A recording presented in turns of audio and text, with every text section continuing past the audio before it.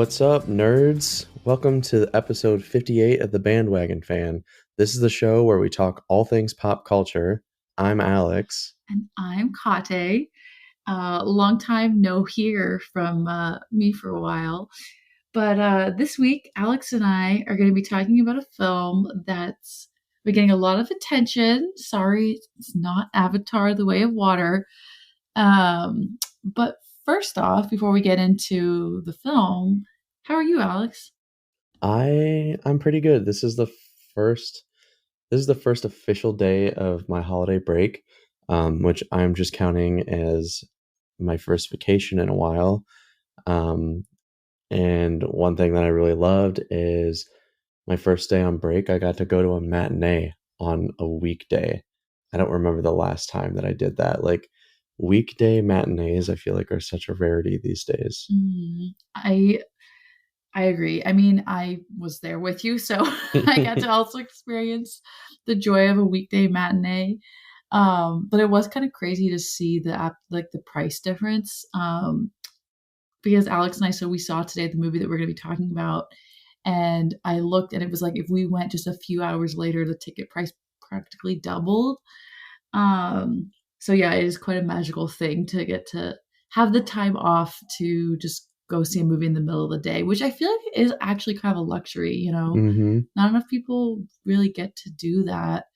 And I'm glad that we did. And it's so close to Christmas. What was funny was Alex and I went to like a crowded mall where this theater was, and yet our theater was like basically empty. Oh, completely empty. But what was this mall called again? Oh, so Alex and I, so yeah, a little backstory for our listeners. Alex and I are in the DC metro area. So we're on the Virginia side right now. And we went to the famous Tyson's Corner Mall. So shout out to anybody who knows what Tyson's Corner is. You'll understand the madness that we had to get through to get there. But thankfully, the theater wasn't too crowded, which is not saying anything bad about the movie, just probably the fact that it was a matinee. Well, to be fair, when you walk into this theater, so we went to an AMC, and when you go to the right, there's just like the biggest display ever of the new Avatar, and they have like they don't even call it 3D glasses anymore, isn't it? Like it's like what did they call it? It was like real 3D, Yeah, and it's I'm like, 3D, come XD. on, yeah, Yeah. XD real 3D. So that was a little distracting, and I feel like everyone was like, I'm gonna go to this. I have to, which I'm sure is a good film, But but Alex and I decided to be artsy fartsies and see an artsy movie. before we even say the name, I'm just gonna mention it's an A24 film, so I'll let some people guess for like You have like 5 seconds, 5 to guess in seconds. your brain what movie you think we saw. Well, actually, you know what? The description of this episode will already have given it away. That's true. So we saw The Whale. Dun, da, da, da. What A splash. what a splash. That's it. That's the end of the episode. This movie, there was no whales. So if you are into all things aquatic, I'm sorry, there's no whales. Yeah, sorry. I know a lot of you prepared to bring your goggles to the theater, but it would have not worked for this film. No. This film, I think what was interesting with this film is, at least for me, this movie has received so much attention. I feel like it's had high praise and a lot of negative criticism at the same Well, time. it's had attention for a while now. So just a little background for our listeners. So this is The Whale, directed by Darren Aronofsky, famous, guy who makes a lot of like psychological thrillers, dramas, things like that. Horror Requiem movies. of the Dream, Black Swan, Yeah, The he's Wrestler. famous for those movies. Really, those are probably his top two. But this movie, so it's been talked about for a while because it actually, so though it just premiered in the US December 9th, it actually had its premiere at the Venice Film Festival all the way back in September. And I would say ever since that premiere, it's kind of been talked about because, it was coming up to the actual theatrical release here in the States. It's another big film for the reason that Brendan Fraser is starring in it, and he's kind of been out of the mainstream media for several years now. which I actually think is one of those things that you didn't really notice until it was talked about. It Hmm. wasn't until people said, "Oh, Brendan Fraser's coming back to film," that you really, at least for me, stopped and thought, "Oh, wait a minute. I guess, yeah, he's kind of been out of film for a while, or he hasn't really done anything for a while." Um, so, I mean, I would say those are probably two of the biggest reasons why it's been talked about, because he's back, and then Well, he also yeah. got a 6 minute standing ovation at the premiere, which I don't recall seeing happen very often. So I Hmm. think that already that alone got a lot of attention. It definitely caught my eye on wanting to see what this film was about. Hmm. And also for the fact, like Alex said, this is an A24 film, which I feel like lately A24, I don't want to say like they're killing it or they're amazing, because that's the thing. It's, I feel like it's not so much that they've been making amazing films, they've just been making a lot of films lately. And I think that because of that, you're seeing them more, you're seeing their ads more. And they had such a huge hit with Everything Everywhere All at Once that I think because of that, the name is now even more um, familiarized by people and popular. Um, but yeah, so this is another A24 film. So, like Alex said, gonna definitely be on the more like indie quirky side. I don't even know, maybe indie's the wrong word. I don't want to offend real indie people out there, but it's definitely not going to be. It's not going to be like a Dwayne the Rock Johnson type movie or like a Sandra Yeah. Bullock movie. Like it's going to be. Even though I could see both of those actors wanting to be in one of Darren's films, just because Oh, really? I don't know. I don't think either of them could pull it I off, don't think either of those actors could ever be in a. but I was surprised with like Black Swan with like I don't know. I'm always shocked by the casting that's in all of his films, which is like I don't the know. I reason I feel bring like that up. people like Natalie Portman, who was in Black Swan. I get artsy vibes from her, and like Brendan Fraser too. I could see him wanting to do something kind of like this, a little edgy. Um, which okay, so another quick little spec before we get into this. This is my spoiler warning. We're going to be talking a little bit about some of the things that happen throughout the movie. Alex and I are going to Alex and I are going to do our best to not say the ending of what happens, so that there's still some mystery involved. So if you want to see this, you're not totally spoiled. But I'm going to first go over a little bit about the brief summary of the film. Yeah, it's a film that's difficult to discuss without spoiling a lot of its content, which is like a huge reason why we wanted to Mhm. bring that up. Tell us a little more about the story. Yeah, which also, by the way, Alex and I found this out at the end of the movie. This is actually was a play first, which several times throughout the movie I felt that feeling of like, why does this feel like I'm watching a I play? felt that too. Everything felt small. Like it felt like I was standing on a stage. Mm-hmm. And because most of the movie does take place in one setting, because our main character is always in one setting. So the story is about a obese man named Charlie, and we find out that this takes place in Idaho. It seems like it's rural Idaho, and he seems a little bit agoraphobic, but you find out that it's not really that that's keeping him inside, it's his weight.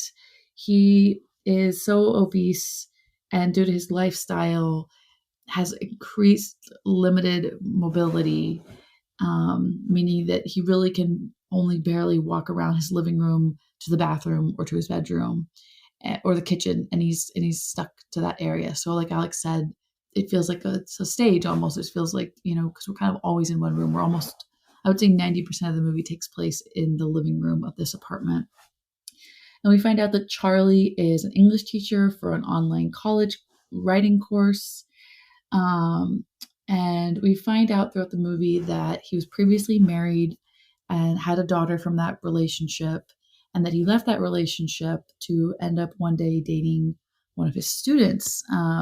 And he was previously married to a woman and had his daughter, and the student that he ended up having a relationship was another man. So Charlie basically left his wife by coming out gay.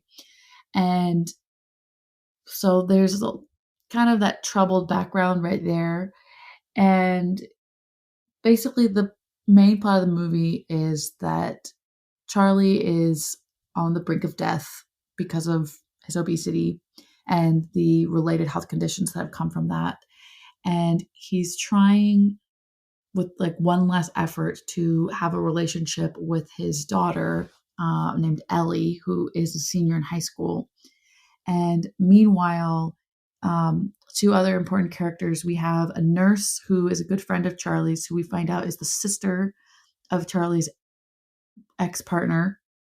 And then there's a teenage boy named Thomas, who is a local Christian evangelist who is kind of trying to save Charlie, aka convert him to Christianity so that he can, like, go to heaven and have a heavenly body. Which this whole movie, there's a lot of talking about, one's body, meaning in life, purpose, relationships. It's very emotional. It's a very, very emotional film. And it's like emotional from the beginning. Like it Yeah, just you're sucked in straight into the drama. yeah. I felt like this movie. So that's the main. Okay, so that's like kind of our backstory, our plot that we'll work from. Um, but yeah, this movie is definitely an emotional roller coaster, and like Alex said, it's kind of like from the opening scene, you're just like you're right into the movie and right into the feelings of everything. There's not really ever a moment to stop and kind of digest everything that you're watching. Um, which definitely does, I don't know, for me, like this movie definitely held my interest the whole time because there's always something happening, even though it's not like an action movie. It's Hmm. like there was constantly like dialogue of Did it some feel sort. fast paced to you? Um, I think it did feel fast paced, and I actually did notice that for being a movie with such a small cast, I mean, you really mostly just have four characters. Charlie, his daughter Ellie, his nurse friend Liz, and the teenage boy Thomas.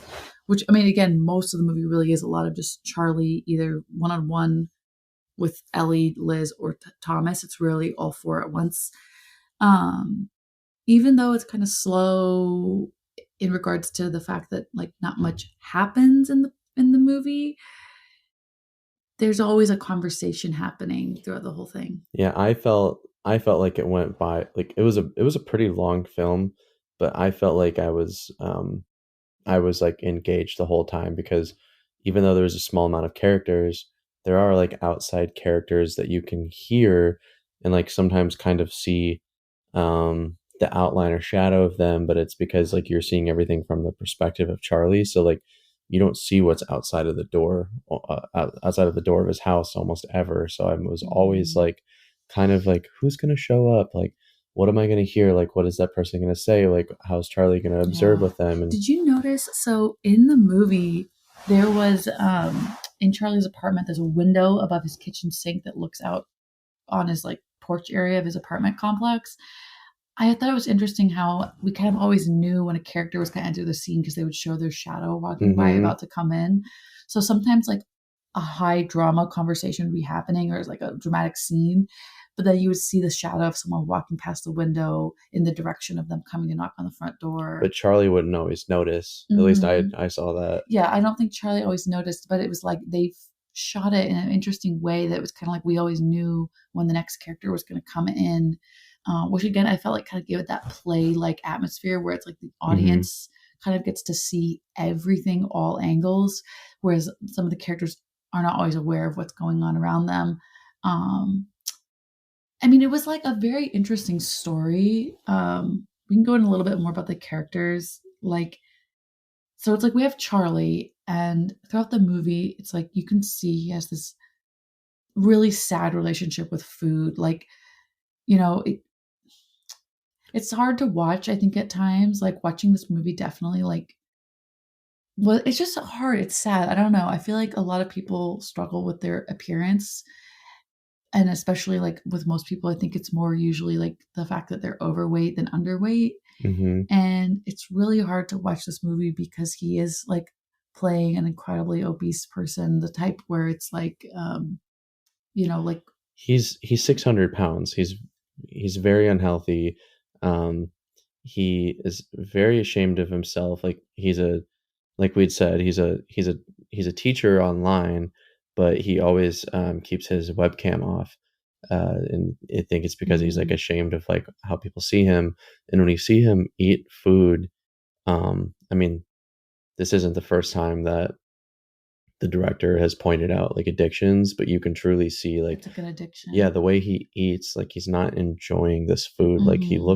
he looks like he's suffering He in looks every like he's scene. suffering, and if anything, there were so many times where I felt like the way he was eating as if it looked like somebody who wants to die by their addiction. It almost looked like every time he was binge eating in the movie, it felt as if he was hoping that the next bite he would just die and everything would be over. It was almost like he was eating the food seeking for it to just be the poison and let him just be done with this world and dead, because it's like he's such an interesting character too, because he's you can tell he's like really depressed. He's Hmm. disgusted with himself.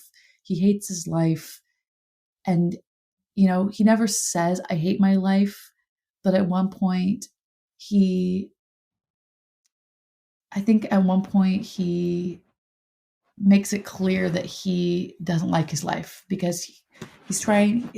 There's a scene where he's talking about how he wants to have this relationship with his daughter, and he's like saying, because I just want it to matter. I want something to matter. I want to make something out of my life. And I think what he means is he wants to finally be there for his daughter. He wants to provide for her financially. He wants to provide for her emotionally. And I think he knows he has limited time. He knows that he's probably going to be dying in the next few days, which is also really interesting too. That it's really sad that he basically, it's we find out that it's been 8 years that he hasn't reached out to his daughter. I mean, apparently once a month he calls his ex-wife to check in, But but he just gets like minor details about it's like the what she's generic doing. check-in. It's the how are you? Fine, okay, Hmm. good. And it's like we see him at one point in the movie say like,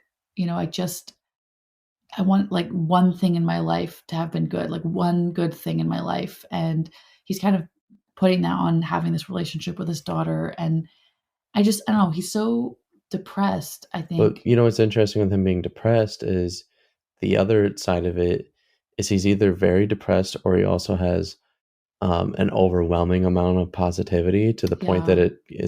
it kind of comes off a little toxic, Yeah. and That's exactly characters what I was going to get yeah, to. characters begin to get uh like you get kind of annoyed when you see it, and then like these characters slowly start to get Hmm. annoyed with it. And at first you're like, wow, Charlie's a really charming guy, but it's like, oh, like is it's like he's almost too charming, and it's like Yeah. he can't see any. It's like he doesn't see any negativity in anybody in the world outside of himself, and I think Yeah. that's what makes his character really unique. But it's okay. So this is the weird thing about that. That's okay. These are like the three sides of Charlie, I would say. It's like you have depressed Charlie, who's kind of clearly, self deprecating, and, all he sees in himself is like disgust. But then you have that side of Charlie, who, like we just said, is toxic positivity. When his daughter comes over, every time he's like so happy, so sweet, so gentle and kind and charming, and just wants her to love him. And you feel so bad for him because he's being so sweet and so nice. But then there was the third side of Charlie I felt, which was the side of him that seemed frustrated and angry, not at just life, but also like the world. Because Hmm. throughout the movie, too, I felt like his character was always making these notes about how he just wants things to matter. He wants people to be honest. He's an English writer, an English teacher, and he's constantly, whenever there's scenes of him talking to his students online, he's telling them over and over, like, write what you feel, write what you think, write something that matters. Tell me how you really feel. Write anything, anything. And throughout the movie, it's like there's this other side of him where there's just like this frustration. He hates the mundane bullshit of life. He hates people being fake. He hates, you know, um, people doing things out of societal norms or necessities. Like it seems like he wants people to just be real, and it's like Whether it's positive or negative. whether it's positive or negative or whatever, I think he just wants true emotion out of people. And I think that frustration comes from the fact that so much of his life seems to either have been hiding who he really is, being depressed, hiding behind his big body, but then also having to be outwardly friendly and Mm. nice because he's so big, so he has to always be apologizing for how much space he takes up and be friendly to everybody because he's the big guy, and having to apologize and be sweet, and it's like I honestly do feel like people who are largely overweight like him, it's really hard for them to exist in this world because they're so ostracized. It's either like people are scared of them, or people are constantly pitying them or feeling upset for them, and they're not getting treated like normal people. They're always being treated differently. Which is one reason why I think Charlie apologizes a lot in this film. The Mhm. most minor thing can happen, and Charlie's like, I'm sorry. And it's kind of overwhelming, but like his best friend in this movie multiple times is like, Charlie, like there's nothing to be sorry about like here. And like but I think it's Mhm. yeah, because like he's just like so used to like being in the way or like feeling like a burden to people that I think is his natural instinct is to apologize for Mhm. being there, for basically like existing in front of that person. And I found that really sad. And I don't know, just like it really had me thinking. I'm just like, I think when your self esteem is low, that is kind of a reaction. You feel like you're a burden. So you're like, I want to apologize for being here. Is that Mhm. something that you felt like you Oh yeah, noticed? I feel like definitely. I mean, I think when everyone when anyone has like low self-esteem, um that's like I don't maybe we should like research it after this call, but like I feel like that's something people do is over apologize because you Mhm. are constantly feeling like kind of worthless. I feel like moments in my life when I've been like really low self-esteem, maybe a little depressed, it's like you're kind of always saying sorry because you feel like, you're a waste of people's time or space, or you're in the way, or oh, I'm so depressed or boring, or no one likes me. I should just apologize. And you see that a lot with Charlie, which is then interesting because I would say the complete opposite of Charlie is actually his daughter. His Um, daughter. which yeah, Alex and I both throughout the movie, we usually don't talk during movies at movie theaters, but oh my goodness, this character. So Charlie was played by Brendan Fraser, as we earlier mentioned, but his daughter Ellie is played by Sadie Sink. From Stranger Things, She's Max. she plays Max from Stranger Things, which is funny because I don't want to say that like how it's like Jerry Seinfeld will always be seen as Jerry Seinfeld because of the TV show, and like Jennifer Aniston is Rachel Green from Friends. Mhm. It's like they kind of get stuck playing that character. I feel like this whole movie, all I saw was Max from Stranger Things, because in that first season or two, she plays the incredibly angsty, tough tomboy skater girl. All the kids in Stranger Things don't really swear, and they're kind of like the nerdy kids, and she's the one who's using cuss words and saying "f you" and whatever things like that. And so this movie, it's like she plays Ellie, Charlie's teenage daughter, and it is like from the second we see her character enter this story, she is intense, angry, mean, So over the top too. over the top, reactive, insulting, immature. And it's funny because at one point, Charlie's nurse friend Liz meets Ellie, and Ellie's in the middle of just being on a tyrannical rant and rage, and that Liz says, "Hey, you know what? I was a brat when I was a teenager too, but like calm it down." Which I'm glad she said that because I mean, the whole movie, whenever her character was in a shot, she was doing the thing of slamming doors, slamming drawers, dropping things, sitting, plopping down into a chair aggressively, you know, doing the thing that teenagers do where they pick up their phone and hide behind their phone and they look at adults and go, whatever, and have She was tone. she was so over the top though that she felt out of place from the entire movie. I felt like every actor in this film like did a phenomenal job And felt except like maybe a real yeah, person. except for her. She felt so fake I and she felt felt like an like, 8-year-old to well, me. that's the thing. Yeah, it was really sad too because it's like we get it that Charlie is extremely overweight, and it's really, really sad. And, in a way, it is kind of a little disgusting. It's kind of gross to see someone's body be such a grotesque shape, so large, and it's hard to look at. I shouldn't have said gross, but it's hard to look at his body and not feel a little sick inside, because it's like you know, he's distorted now, and he sweats a lot, so he probably smells. And it's one of those things where it's like all these things that he's at this point in his size that he can't help it anymore. Like, it is what it is. And from the moment his daughter comes into the scene, she is constantly, constantly insulting him, calling him fat, calling him the most disgusting names. I Taking mean, videos and photos of him. and then posting them online and making cruel jokes about him. I mean, I from the moment was like, okay, maybe this is just going to go on for a little bit, and then we're going to see this, relationship blossom between them, and she's going to like start to like her dad and realize that looks aren't everything, and that Mhm. underneath his, skin is a loving, caring person who is trying his best to have a relationship with her in his final moments. But sadly, I would say throughout this whole movie, she almost never improves. I'd say the movie kind of starts and ends with her basically being just a terrible, rude brat to her dad. Um, which also, I mean, to note, her dad did leave her when she was 8 years old and hasn't been a part of her life for 8 years. But we do find out that he tried to be in her life, but the mom, his ex-wife, wouldn't let him.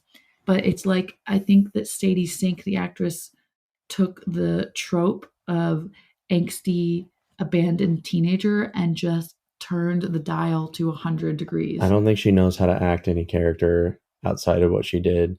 Um, but it's weird too because it's like other characters in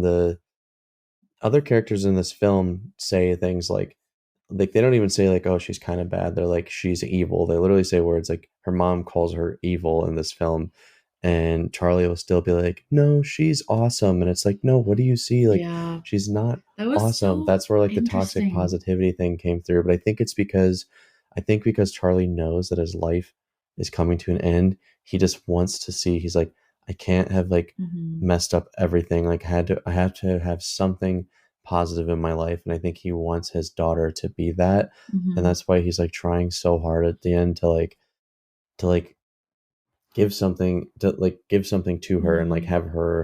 um Honestly, have her be positive towards others, but I think like nobody else hmm, can see that except him. see, that's the thing, is that, like, to me, I think the saddest part of this whole movie is how badly Charlie wants to believe that his daughter is amazing. And he's constantly saying that in the movie. He keeps saying, because she's amazing. And because people are questioning him in the movie, why do you want to have a relationship with her now? Or what do you see in her? She's a terrible teenager. And he keeps saying, because she's amazing, because Mhm. she's amazing. And I feel like he they don't really go into this much, but I feel like the reason why he thinks she's so amazing is the last time he knew her, she was a little 8-year-old. And I feel like, of course, yeah, the last memories you have of your child when they're 8 years old and they're still in that young phase where they're still kind of sweet and cute and you're watching them learn and grow. Of course, you're going to think they're amazing.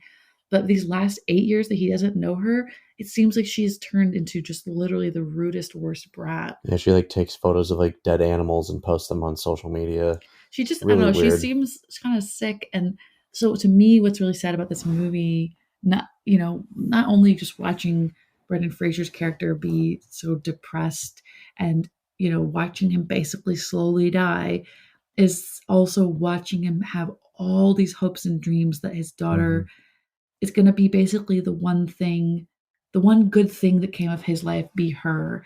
But to me, sadly, I think there is no good thing that came of his life. And I think that's the saddest part. To me, you know what? Like, I guess one of my final thoughts of this movie is, it's like, it to me showed that somebody can live a whole life, and, at the very end, he's looking to see if his life had some meaning, and he's hoping that it's in his daughter.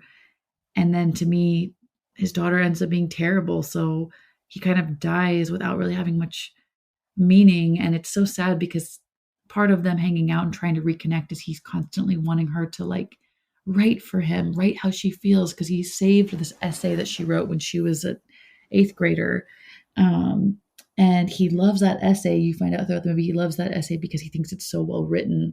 And so it's like, I think he's decided in his mind that she's this great writer. So he's constantly wanting from her to write more for him, but she just won't do it. But I think it's also because Charlie also only has her kind of show up in the last few days of his life. And it's Mhm. like you can't expect to have a relationship magically evolve In or a even week. happen, yeah, within a week. But like Liz has always kind of been there since almost the beginning with him, and I found her I found her kind of like the surprising like close character. She sees Charlie as like an actual human and like Yeah. watches TV with him and like treats him like a human and Buys like him his groceries. cracks jokes, and it's like, but I feel like he was so focused on his daughter that he couldn't even see like his best friend like at the Yeah. end, and like I found that really sad. I know it was really sad because you can kind of tell that out of this entire cast, the one person who's only ever really been there for him and treated him is his friend Liz. And you just made a really good point that it's like, it seems like she has given up so much to be there for him for all kinds of things, so many Hmm. needs. She's been there for him. And even in his last few days, instead of spending them probably with her, being grateful to her, he's spending them trying to have a relationship with his daughter. And it's a little sad to see because you can see that Liz is even kind of like, why? Like, telling him, don't see your daughter. Like, why are you doing this? And Hmm. I get his desire to see his daughter and try to have a relationship, but like you just said, Alex, it's like, what does he expect? He hasn't seen her for 8 years, and in 5 days, he thinks that's gonna change 8 years of abandonment and But I think that kind of pain. has to do with his toxic positivity. I know. Yeah, so definitely an interesting movie in regards to just like characters and relationships. I think it was a good relationship movie, other than the fact that I don't know, I just felt like his Ellie, his daughter, just at times it just felt like the trope was so maximized of the angsty abandoned daughter. And I didn't like how mean she could be to him too. Just she was sometimes just relentlessly mean. And that felt just a little unbelievable to me that if I didn't see someone for 8 years, I don't know if I would just jump straight to anger. I feel like I would maybe like have a few more layers of emotions before I skipped straight to just Hmm. ruthless anger. I don't know. So, just a quick question, Alex. Like, was there anything that you really liked about this movie, or anything you really disliked? Yeah, I think what I really liked is how well done the character study was on Charlie. I think like I could just tell that Brandon Fraser was truly giving it his all. Like you can see it in every emotion. You can see it in his face. This movie like just made me like want to burst in tears like in every scene that he was in, just Mhm. from the way that he like interacts with things. Like you can see anger, depression, and hope all in one character, and that's not like a feeling that I usually feel in a movie. But one of the things I didn't like is I felt like some of the side characters kind of felt rushed. The movie felt too much like a play to me, where like the way people would move and interact in a scene sometimes was a little too dramatic for me. But outside of that, I'm really happy that I watched this movie. I think it was really unique and I think it stood out. How did how did this movie feel to you? Um, I agree with you on the is a really good like character study for Charlie. I think having the representation of a obese person like that, when there's not really many films that do, and that make them be kind of like a character that has so much heart. And I don't know, it was like, yeah, like thinking of Charlie, I just feel like I always want to cry. Like I felt like I wanted Hmm. to like sob every time we looked at him because he just looks like this really, really sad guy who's trying so hard to be happy and kind to people when it's like he so sad in in his own life with himself. Um, I actually didn't really mind that it felt kind of play like. I think this the main thing I didn't like was really just his daughter. But I've even like thought about it in the last few hours since we just saw it. Like, would a different actress have made it any better, or would the director would Darren Aronofsky still just keep being like, no, I want angsty, like Yeah, she just needed to be toned down a little. I think yeah. if I had to rate this, I'd give this movie. Oh, it's so tough. I'm gonna give it a little higher of a rating. I'm gonna give it like a 4 out of 5. Oh, okay. And with that 4 out of 5, do you think you'd ever rewatch this? I would rewatch it, but not anytime soon. I think I would have to save this for like showing it for the right kind of friend. Hmm. I feel like for me, I I think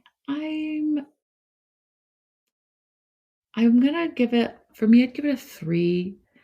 And I do that mostly because again, like I just really didn't like his daughter's character. Hmm. And it's hard because I loved Charlie's character. He was just so interesting. I mean, he could have not even had a daughter in this movie. You could have taken out all the scenes with his daughter and just maybe had more of like him interacting with his friend Liz, or him just reflecting on his life even. Um, because he's just such an interesting character. Just watching him in his final days would be enough, I think.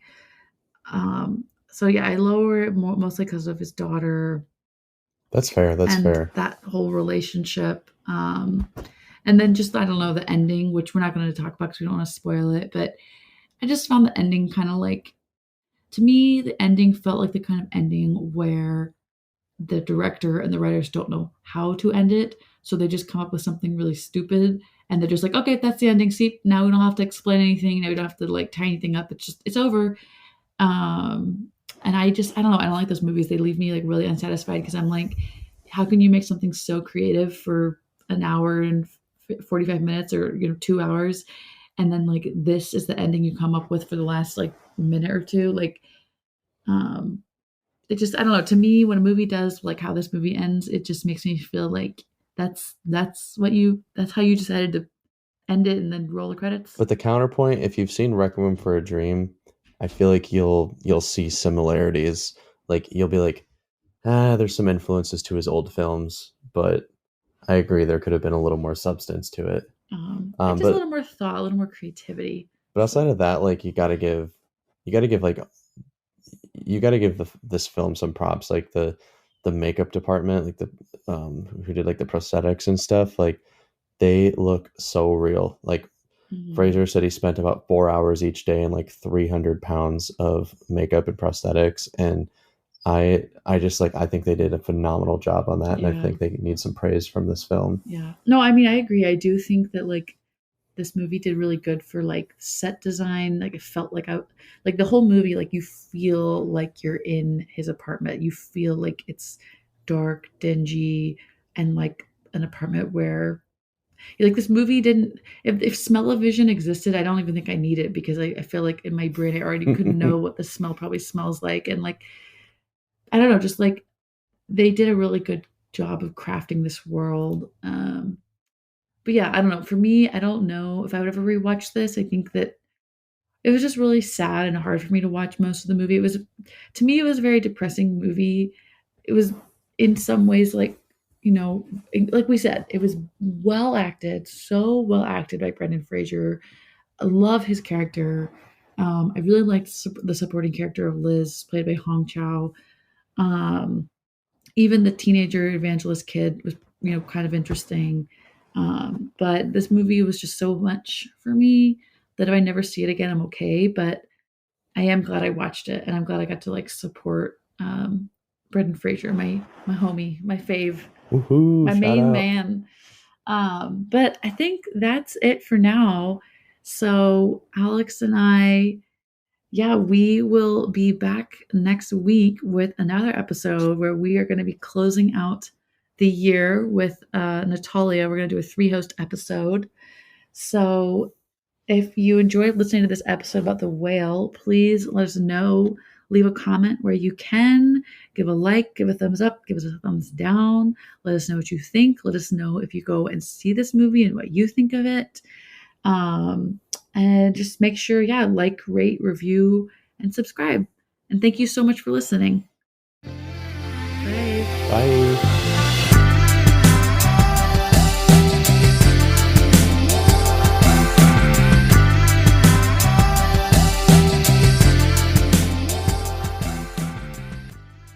The Bandwagon Fan Podcast is hosted by Josh Jimenez, Alex Melgosa, and me, AJ Soy. Our show is produced by Katé Smith and edited by your boy, AJ. Our social media is managed by Natalia Kokulia, and our theme song, Lush Waves, is provided to us by Taylor Lewin of _audio. Thank you for listening, and we'll see you next time.